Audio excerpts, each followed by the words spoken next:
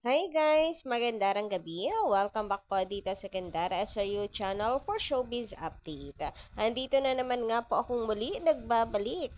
Ang nagmamaganda ninyong kachismosang Kim Pao. Wala na pong iba. Ako lang naman. Si Gandara upang magatid sa inyo ng latest update and fresh happenings patungkol kay Kim Chiu and Paolo Avellino.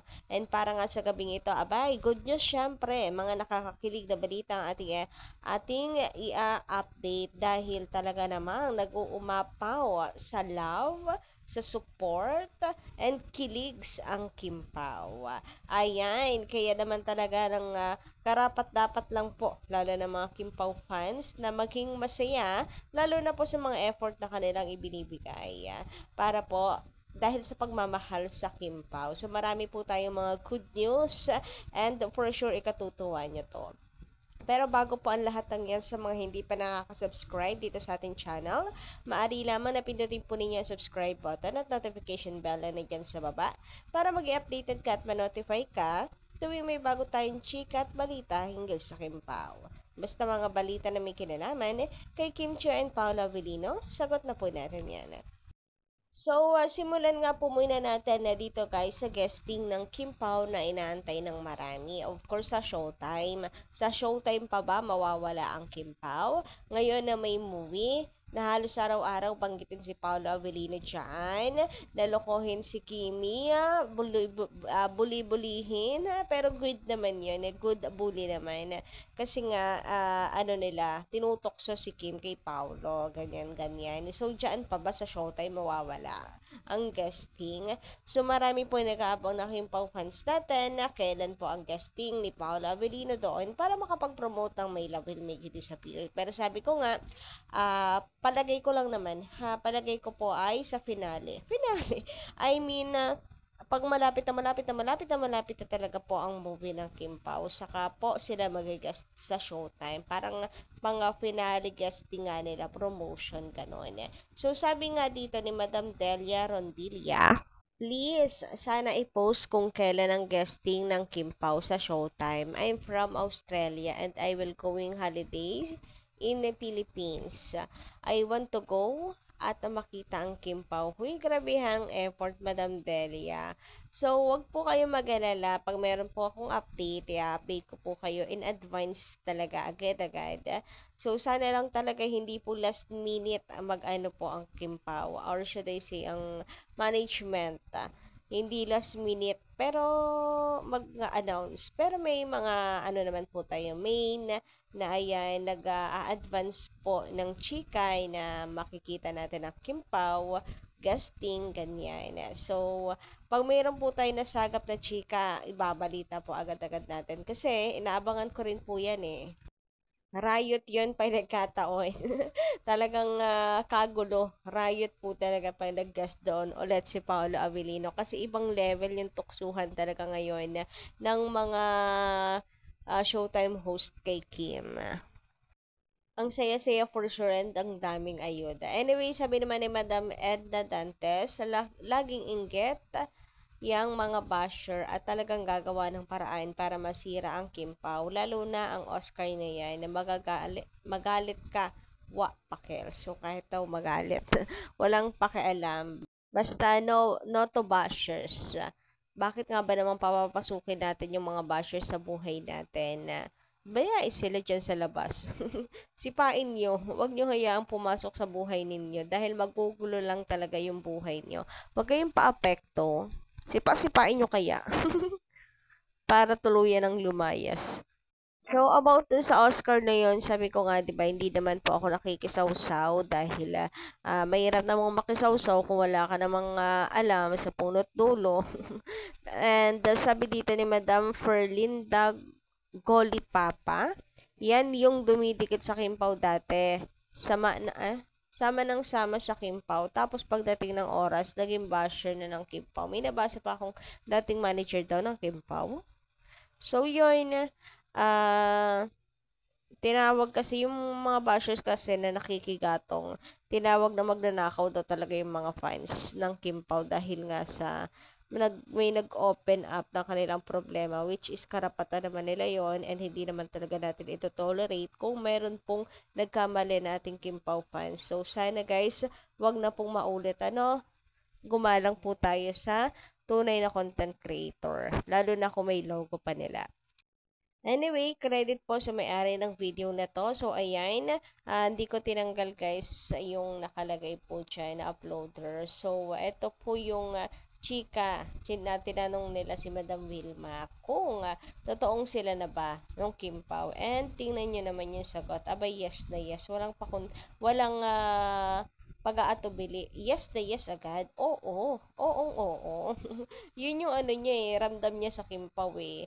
So, lahat naman po ata nung nasa paligid nila, parang wala nang maniwala na friends lang. Even mga co-host, si MJ, mga reporter, interviewer, mga fans, co-workers, abay talagang magkarelasyon na yung tingin nila kay Kim and Paolo. Mapapasana all ka nga daw talaga. Yung mga na yan, galawan, abay wala na daw maluloko. Grabihan yun. Pero, naman kasi ang Kim Pao, kumbaga, ay inaalaw din naman nila na mag-update. Kasi kung secret nila yung kanila pong relationship, abay wala tayong makikita talagang mga ayuda from, like yung mga, yung mga ganaps nila sa likod ng camera. And hindi pa yan magpo-post, lalo na sa Discord, sa DC, na exclusive talaga para sa mga fans. In short, not secret but private. Magkaiba nga naman yon. So, limitado lang talaga yung pinapakita nila. Basta hindi sila secret.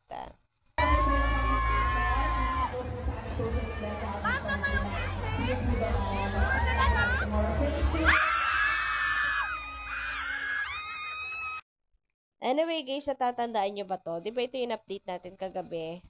About nga doon sa bulong-bulungan. Ay, kagabi, no isang, no isang araw pa ata. Bulong-bulungan, chika na mayroon daw pong lovebirds na spotted na nagpunta sa isang private resort nung nakaraan lang daw sa Laguna. Sinich Itea. Di ko sinasabi na si Cookie at Pokey to pero parang ganun na nga. So, hula naman po ng lahat ay Kim Pao. Doon pa lang naman sa Cookie and Pokey ay Kim Pao na daw, halatang halata. So, may pachika na ganyan na nag-spend ng oras sa isa't isa. Spotted sa isang private resort. And ito daw po ay nung Miyerkules. Anong nakaraang Miyerkules? Noong February 19. Noong February 19, pag 19, alam nyo naman, parang there's something special talaga pag 19.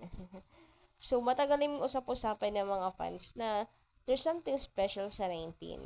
And eto, mukhang mansari nga ng Kim Pao. Sabi ni author, yung nag-post in-screenshot ko lang po ito from Facebook.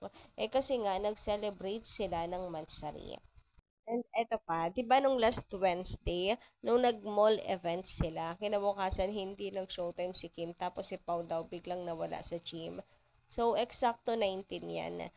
19 yung nawala daw si Paolo, umalis, tumakas, tumakbo. Si Kim Chiu naman hindi daw po pumasok sa showtime. So, yun.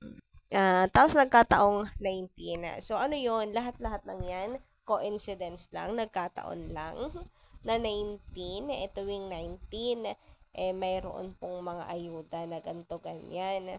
And ng mga fans, mansari ng Kim Pao. So, nag-celebrate ng mansari si Kim and Pao. Ganun ba yun? Ay, grabihan nga naman yun. Anyway, ito pa, mga comments ng iba pa pong fans. Sabi dito, kahit saan pa sila makarating, ox lang. Ang mahalaga magkasama at masaya sila para masaya din tayong lahat. Ito pa, sana they had time to spend quality time together. Puro na lang sila work, puro na lang todo work ang dalawa. Yes, So, eto na nga, they spend together. Kakatuwa naman na kasi biruin mo ha, nagkataon parehas wala yung Kim Pao. Tumakas daw si Paula Abilino. Then si Kim hindi rin po present sa showtime. Parang, hoy, ano, nagkataon lang na naman. Grabe naman yon Kim Pao. Huling-huli sa banga. Charot lang. Walang maitago talaga sa mga fans eh. Anyway, sabi pa dito, edit, sino pa yung magtsusawa na love natin? Sino pa? Yung magtsusawa na love natin. Na syempre, relax din sila. Moment din ng dalawa para hindi puro trabaho. Yung tumakas sa teammates at nawawalang host, nagkataon lang na naman. So, kayo guys, palagay nyo, yung dalawa tumakas muna saglit at naglibang-libang. So, dahil mansari, nag-celebrate nga kaya ang Kim Pao? Tama nga kaya ang kutob ng lahat? Pa-comment nga lang po dyan sa baba. And hanggang dito lang muna ang aking update. Thank you so much po sa inyong pakikinig. And don't forget to click the subscribe button and notification bell for more chikas. Salamat!